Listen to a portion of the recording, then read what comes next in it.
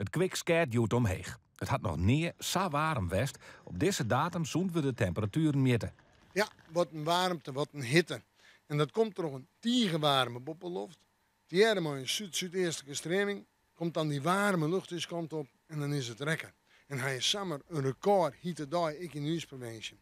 En is het niet eerder zo warm west, zo'n te waarneming zo'n 1901. Met de warmte is het ook weer simmers drok in haas. Bootjes varen het water op, toeristen pakken de boot naar de eilanden of meid je een rondje terug uw provincie. Wij zouden eigenlijk 2 weken geleden naar Terschelling gaan. Maar 2 weken geleden onwijze storm. En nu was het ineens mooi weer, dus ik zeg, hé, we gaan nu. Voor het eerst in Friesland. Prachtig. Ja, mooi. Het is ook heel schoon. Ik vind het echt, het ziet er ook overal heel netjes uit. En heel wijd. Ja, het is mooi.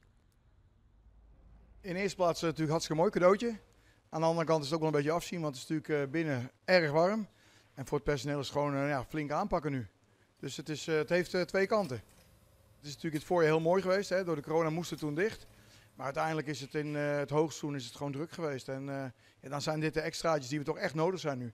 Het is natuurlijk geen vetpot geweest dit jaar. Ja, en dan alle kleine beetjes helpen. En dan hopen we op een heel mooi naseizoen dat we lang door kunnen gaan. De mensen genieten nog even van het Sintje. En mocht het te heet worden, dan kun je altijd nog de zee indoeken.